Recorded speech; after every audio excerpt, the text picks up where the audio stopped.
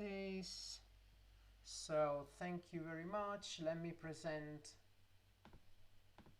as I said to someone else, bear in mind this is my first time I do this. To be honest with you, it's actually the first time that I'm speaking in general, because usually I do more interactive meetups, or I basically ask someone else to do stuff for me because I'm lazy. I mean, at the end of the day, I'm Italian. So bear with me, because where is this thing?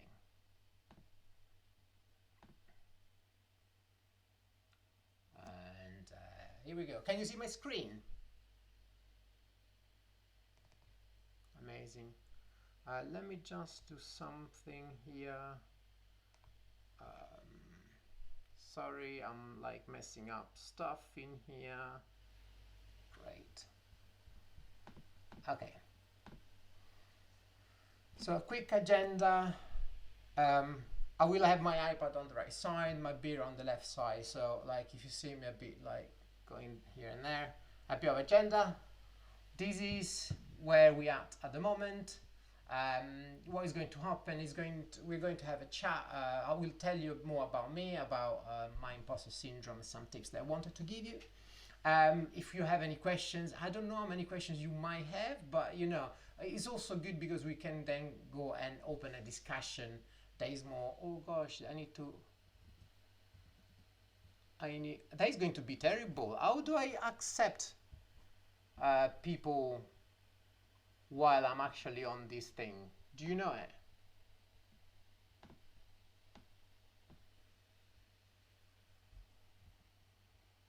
Is someone there? I cannot see anything. Can you? Okay, cool. I cannot see anything, you know. I don't know where you are. It's terrible. I've got. Do you think?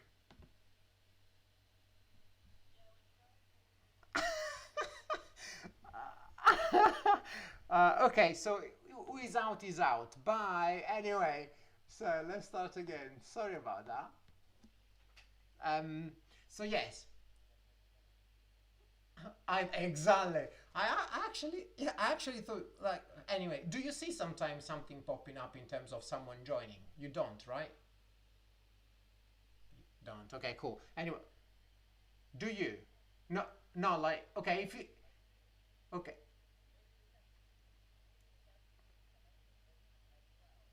yeah. If you can accept people joining, that's fine. If you do not, that's fine again as well. So that we are trying to have an open discussion about this, and then I have a wrap up. I try to set up some rooms, but we are just in 17. I don't know how useful it's going to be, but you can see them in the comments. You can click on them. So I don't know if it's going to work. You can chatter about stuff. Each room has got a title, so you can go in the right room if you want. Um, a bit of a warning before we start this. As I said before, I put this together for another meetup that wasn't in person.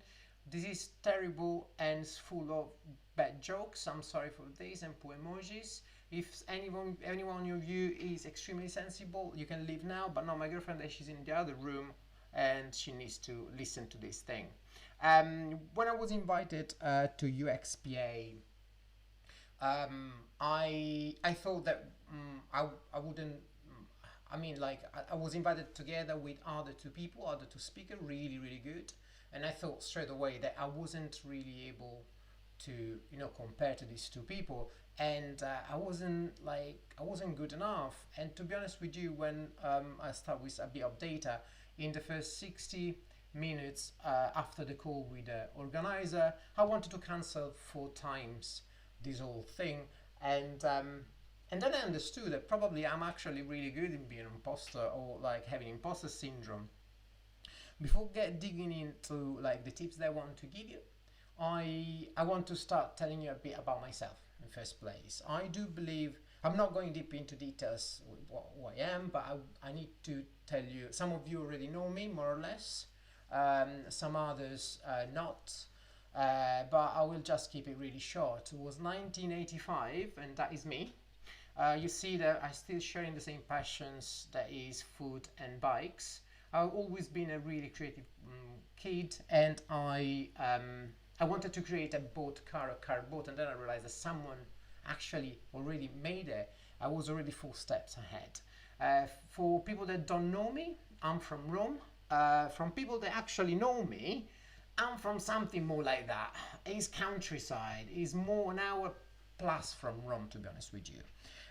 The small village I'm coming from, not even people around it know it. We were 1,000 when I left. Probably when I left, they became 999. I Why I'm telling you this is because I'm not coming. I don't have a background that I was living in a cool city, or I don't have a university background.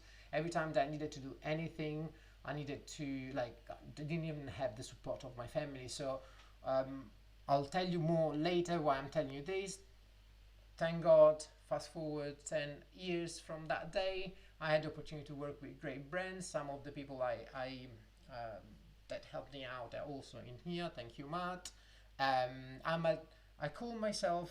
I don't know anymore who I am, if I'm a designer or I'm a problem solver. I call myself a problem solver. What I realize is that life is all about problems and solutions. There's not any way you have to stress about things, because there's always a solution to something, and and you have just to learn how to hack and understand how to find a solution. And I'm here to tell you that I'm not better than anyone else. That is the reason why I'm here. But I was able to overcome, and I'm able to overcome this struggle that is called imposter syndrome, and to get where I am now. Of course, I'm not a rich person. I'm not a successful person. But what I'm a person that I'm able to hack into imposter syndrome to get the best out of this. What I want to start with is, what is imposter syndrome? I'm pretty sure that some of you, if you're here, you actually know what is imposter syndrome. Otherwise, you wouldn't be here. But I'll explain it to you a bit more. Imposter syndrome is something like that, at least for me. It's that small little bastard voice that actually tells you that you're not able to do anything, and even when you do it, it tries to kick you in the bum. I was doing a bit of reading around, and if it wasn't enough, there's not just one type of imposter syndrome, but we have 5 types of imposter syndrome. I'll share this with you. You can download it later, so you can go and check the link. There are they talk a bit more about this. I'm the Superman mainly, so my imposter syndrome is all about not feeling damn good enough in something, or damn fraud, or all this sort of stuff. I came across this thing as well. You can see, some scientists put together this thing that shows you how all this stuff actually feels and look in your body. But you can see there's something missing here. There is imposter syndrome. So I put together my team, and we created a scientific, basically, something that shows you what is imposter syndrome, how it feels in your body. Imposter syndrome frees you up. It stops you to being critical and analytical as well, and sometimes is basically shocking the way it makes you actually behave. But what I have to say is, I have to thank imposter syndrome, because I feel that without imposter syndrome, I wouldn't be where I am now. I wouldn't be what I am, and all my skills, because I've learned how to listen to it and actually get better. Sorry, I can hear all of you there. So let's start. That was a long about me. The first thing that I want to tell you about imposter syndrome: we are all fraud. Experts says, and I want to highlight experts.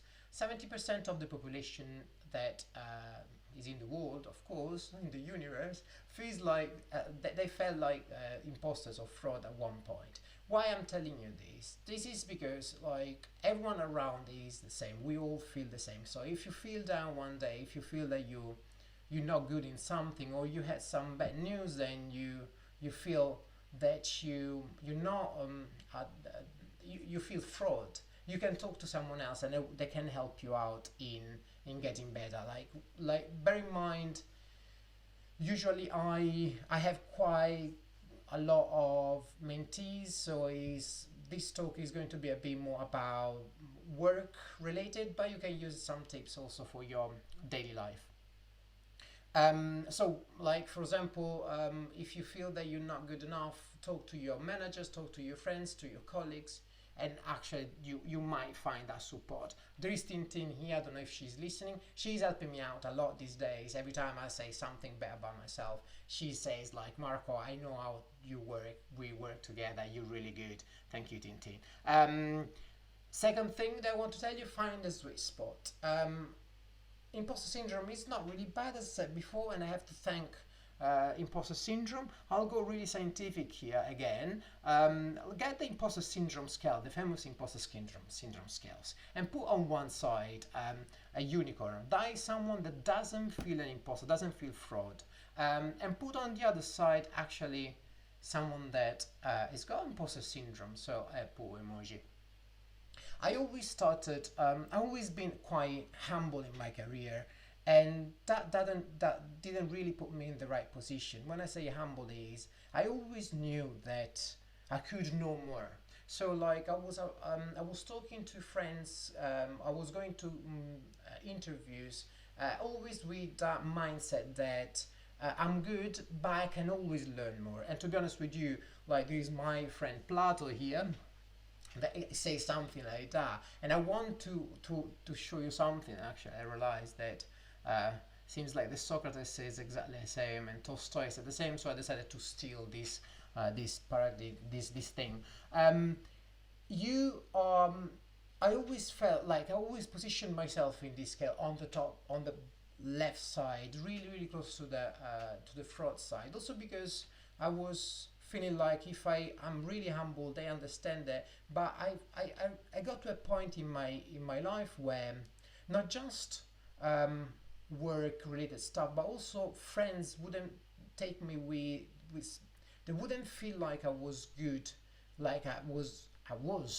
Um, and also, like as I said before, when we talk about job and all sort of stuff, I could see people actually progressing. What I don't suggest is don't go towards that side. Sometimes I met different designers, guys really good in doing their job, but then they weren't imposters at all, and they wasn't feeling like imposters at all, and that didn't help out. I feel like these people don't feel like really um, they don't learn more because they're not curious enough. I don't think the middle like that is actually good. I would always skew a bit towards the imposter, trying to find that good balance, because it's important that you listen a bit to it. But one thing that I want to tell you is like that I want you to focus on yourself. Um, I know that there are like different people around really successful. You have to understand that success is just the tip of the iceberg. This was a terrible joke. Unfortunately, we have climate change, so I couldn't. Like, this is what an iceberg looks like. But I called my friend Greta, and she was able to send me something like that. That is still really terrible because it doesn't look like an iceberg. We are too much focused in looking at other people and looking at the way they get where they are. Unfortunately, you do not know what was their path. And sometimes I heard people focusing on someone else saying like, he's rich, he got there because he's rich. You can get where you want, you can get to that level, but you might get there with your own pace. You have to just make sure that you learn from the other mistakes for like other success, but don't be envious. If someone else has got something more than you and he got where he's got, it's not it's not going to be helpful. Like all that um, bad feelings that you actually have inside you. And this will lead me to the number 4. Remember the power of 3. The power of 3 is something really important, to be honest, and this is really important also for your personal life. Imagine that you come back from work. It's one of your bad days. or like, let's imagine this other thing. Let's imagine that you just got back a negative answer for a position that you applied. What do? You get back home, you start thinking really bad things about you. Whenever you start thinking about bad things, you have bad thoughts. You don't, to get you to a neutral level, you don't need one good thing. You need three good things. So let's recap. Every time you think something bad about you, you need at least three positive things to put you at the same level, not even better in terms of feeling, better than that, at the same level of when you start talking shit about yourself. So if you start considering that, your brain will start going really nuts at that point. You see that like you might run out of good things to say about yourself, because I'm not really good anyway. But what I suggest you, what I tend to do is, as soon as I got a bad thought, I tend to kill it with a positive idea, or like contacting someone else, or reminding yourself the last time you were successful, and trying to be a bit more analytical. Don't let imposter syndrome to overcome you. One thing that also you have to learn is learn how to listen. This is like a really weird story I want to tell you about myself. I was in this small company. I was putting together a presentation. One of the managers, at one point, we needed to prepare this presentation for to show to stakeholders and to trying to get buy-in. One of the product manager, head of product, turned around and she was like, Marco, let me handle this, because I don't know, probably is your accent, probably is the way you speak, your grammar, people don't understand you, so it's better if I do it. You can imagine how harsh was that feedback. And of course, what I started doing, I started thinking really badly about myself. I stopped doing anything. I stopped also doing presentations. I didn't want to speak in meetings, until a few days after. Then I realized that behavior wouldn't really put me in the right position in terms of skills. I wouldn't learn anything more. I started analyzing, and what my manager said was said in the wrong way, but wasn't really wrong what she said. So instead of closing myself, what I started doing a bit more like meetups. I start doing these things that I'm doing here. Unfortunately for you, that is what I want to say is like trying to listen, trying to. I know that people can be harsh, but trying to understand what they want to tell you to then make it into something good for you. And I don't know what you're thinking at this point. You might think like, yeah, Marco, you are really an extrovert. I'm not able to do this. I will tell you something. The next tip that you might not know is the tip number 6. We are all going to die. Just to let you know, that is the reason, that the way I actually live my life.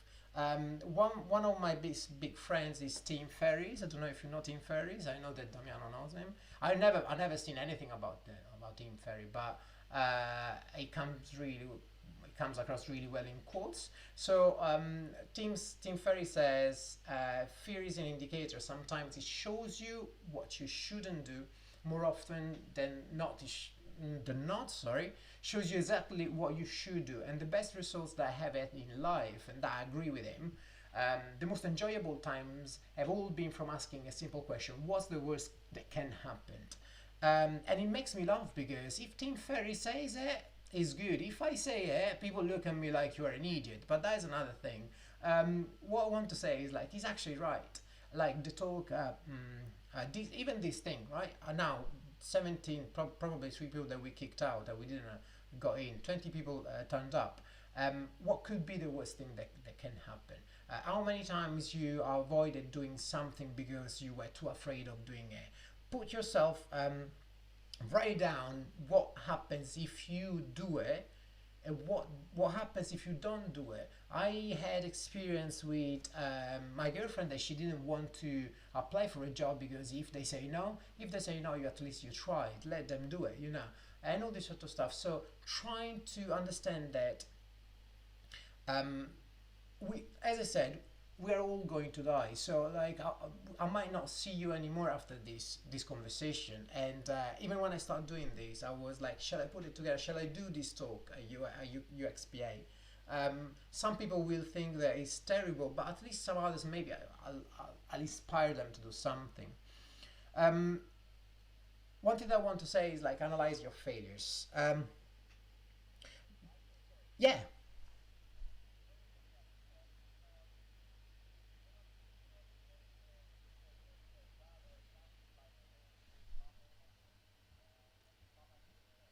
Sansin. Sansin, I'll tell her. I'll tell her. It's fine. It's fine. I don't know how to. I don't know how to go out from this. To be honest with you, so we are stuck in here. You have to stay with me for the whole night until I realize it. I'll write her a message later. I know her. No worries. Thank you, man. Um. Sijal. No, I don't know her. It's fine. Too late. Analyze your failures. Also because we're almost there. We're almost there. Next time Zoom. Analyze your failure. Like let's put together another story. Imagine that you once again you didn't get that promotion, you didn't get that job, right? You what you do, the first thing you do, you send a message to your friend Mario because everyone's got a friend called Mario, and your friend tells you, "Oh, that is terrible. That's terrible." So what you do, you start going, you throw away your phone, and then you close yourself in a room. You start talking really bad about yourself because I'm not good in this, I'm not good in that, I'm not going to do this job anymore. Unfortunately, I met people that stopped looking for a job because they had too many frustrations, too many negative feedback. And what I say is like, for example, this is a way I do whenever I need to find a new job or I need to switch career. For example, I try to stop thinking with my heart and I start thinking with my brain. Try to analyze the whole situation. So what I do, I put together some sort of journey that I need to do in terms of like if I need to find a job, like there's a first call, face-to-face interview, second interview task. This is if you are a designer mainly. A third stage interview. Like if you want to apply for Monzo, probably you have 225 more steps. But what then I do, I cross match this stuff with all the things that I need to to basically nail at that point in that journey. And I have a lot of people going like, I don't even get to the first call. They don't even call me. And I say like, how is your CV or portfolio? Or some of them they actually get to the face-to-face interview and at that point they don't progress, so probably something that they said, something all like in their portfolio. It sounds stupid, but if you start analyzing all this stuff, you can start going like almost A/B testing your life, almost understanding, okay, if I tweak this, do I have more people calling me? For people in London, probably not these days. Job related stuff is really easy because there is a lot of jobs in London, so it's even easier. But even in your life, you can try to do something like that. But when sometimes it gets to a point where you run out of ideas, what actually happened. It could be the market, or could be that sometimes it's the company. I don't know if you, I don't think you know Brian Acton. Brian Acton was a really good developer that approached Twitter and Facebook in 2009, and it worked. Brian didn't have like a really terrible CV. He worked for Yahoo, Apple, and Adobe just before that. So everyone that got an interview at Twitter or Facebook and didn't get the job, they should think about Brian.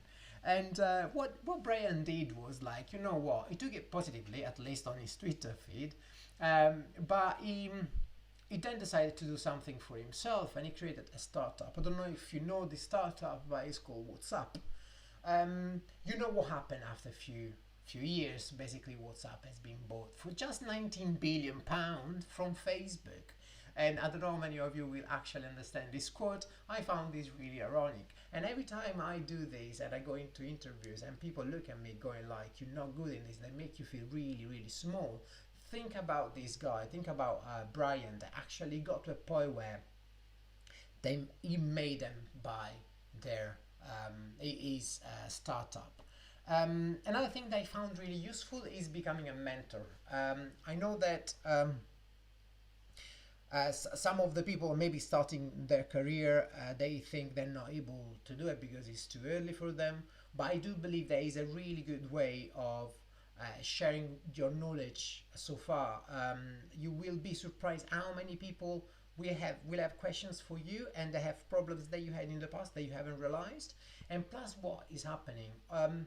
It will help you out understanding at what position you are in terms of like knowledge. I always felt like fraud, and I always felt like I everyone knew more than me, or almost or like me. So like even junior designers would have the same knowledge like me. So I was like, why am I like why I should know more than them? And as soon as I start becoming a mentor, I realized that like all the problems I had in the past, I had actually overcame, like other people are having them. So like also that this type of things could put you in a position where you feel, first of all, you feel like better because other people will enjoy and will they'll enjoy your company and your help. But it's also make you understand at what level of knowledge you are. If you're considering doing mentorship, you can check out meetup.com. You can do meetups yourself, or I've got like Instagram. I create some sort of community. Some of the people that are here, for example, sometimes contacting me over there. There are different like channels that are really useful, and LinkedIn is something that could be good for you. There is some sort of sharing knowledge part that is impossible to find, to be honest with you. And then I'll go to the ninth and last tip. And this is actually cheating because there are two tips in one. One thing that I want to say is like this is more like for even people that are starting now. I want you to feel like that you can ask questions, and asking questions doesn't mean that you're stupid, that you don't know things. A lot of people feel like asking question is it means weakness, but actually it's not. You have to if you don't ask question, you might make mistakes. So I would suggest you to, every time you have a question, you might want to phrase it like, sorry for the stupid question, and then you will feel like you can say it, but don't feel like you cannot.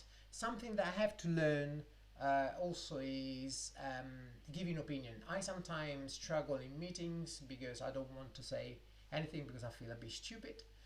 It's something that I need to learn as well. And every time I'm in a meeting and I want to give a feedback or an opinion that I feel like I cannot, I always remember this thing.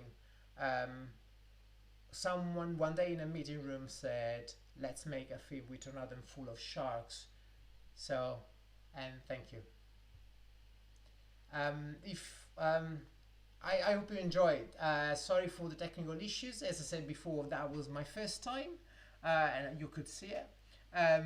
Like if you want to download the brief deck, you can find in there. Connect with me because connect with me. If you have any question, you can mail me, Twitter, LinkedIn, Instagram, and and that's it. Thank you very much. If you have any questions, I don't know if you have questions, and I don't even know how to look at you, to be honest with you.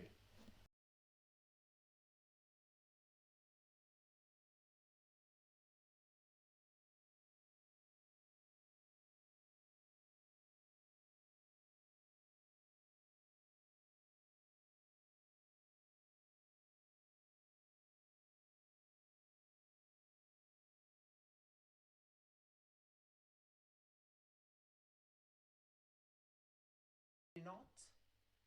Uh, no, probably not. Is I'm a bit more confident.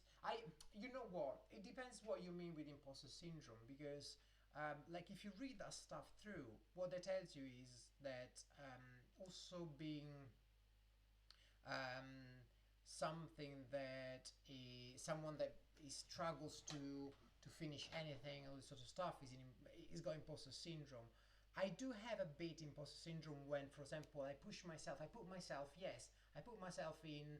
I'm not good in doing this, or like some friends here in the chat can tell you. I always say that of course someone else is better than me. So I that is also imposter syndrome. So yes, it actually happens, but the difference between imposter syndrome in your daily life and imposter syndrome in your career is the fact that you without the career you cannot progress. Well, actually, with your life at the end of the day, you you you, you continue living your life. I mean, look at you. You've got a family with kids now. You know. Yeah, no, I do believe that, as I said before, 70% of the people had it, and like even people with like really good career and famous, all this sort of stuff, they all have it. And it's not about even the confidence. Sometimes it's a mask that you put on to show that that is not you're not an imposter. To be honest with you, but yeah,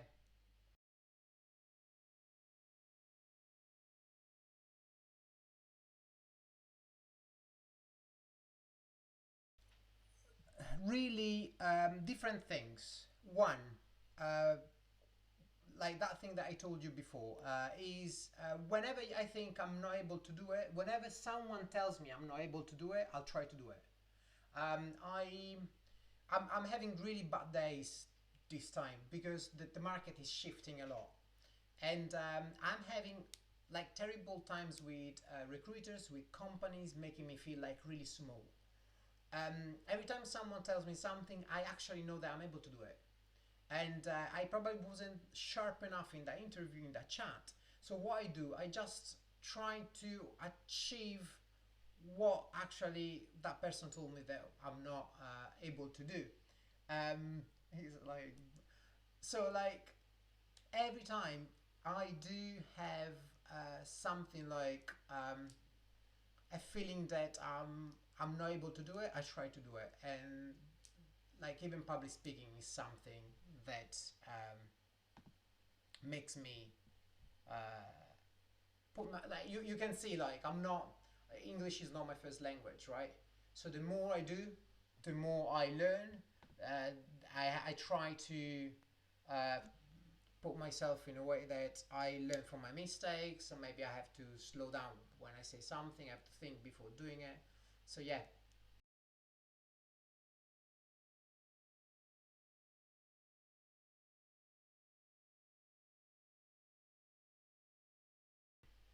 It did. Like it definitely did. I think like what is terrible is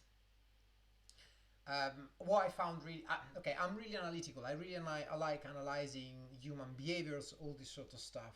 And what I realized is that me and my girlfriend, we were like looking at this negative feedback, negative news, and all this sort of stuff. And that affected us. Like we spent the first few days like brainless, like just scrolling through the feed, and so that puts you in a position where you're quite negative with in general. But yes, plus the external world, the whole situation in terms of other companies, the market, uh, people that other people that basically treat you in a way that they usually wouldn't do it, but because they don't even know how to behave in this situation. I definitely think these times is them making it really really worse. Thank you, Sean. Yes, absolutely. In fact, they every time is one of that consideration that you have to make with yourself. Every time you try to do something and you feel a bit negative, trying to think like why is happening? Is can I do anything to make it better? And one thing could be like think positively. I find like using apps like what's the name? Headspace, for example, doing yoga, all this sort of stuff. Slowing down a bit and stop overthinking. What we keep doing, we keep overthinking. Yeah,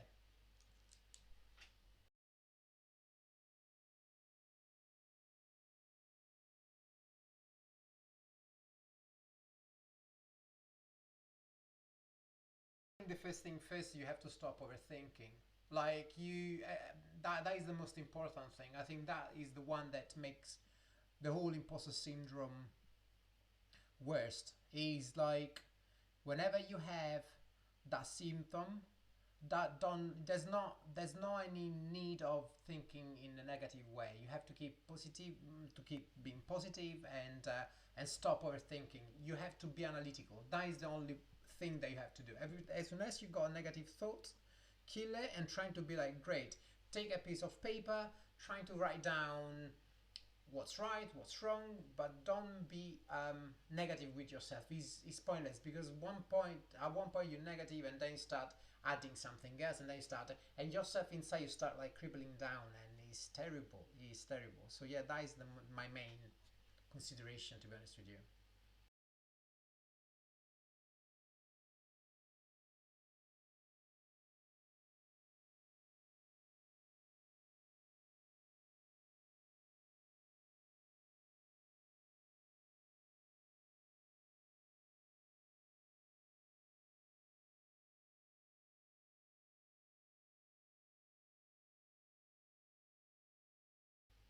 Anyone else? Shall we wrap it here? Thank you very much for your time, and sorry for like the like was a disaster. Probably next time Zoom. Um, get all your stuff from the chat. Join the meetup group from Viv meetup group as well. Get the books, and as I said, if you need anything, just send me a message. Otherwise, I'll see you in the next meetup. Hopefully, it's going to be better than this, because we are going to use Zoom. Thank you.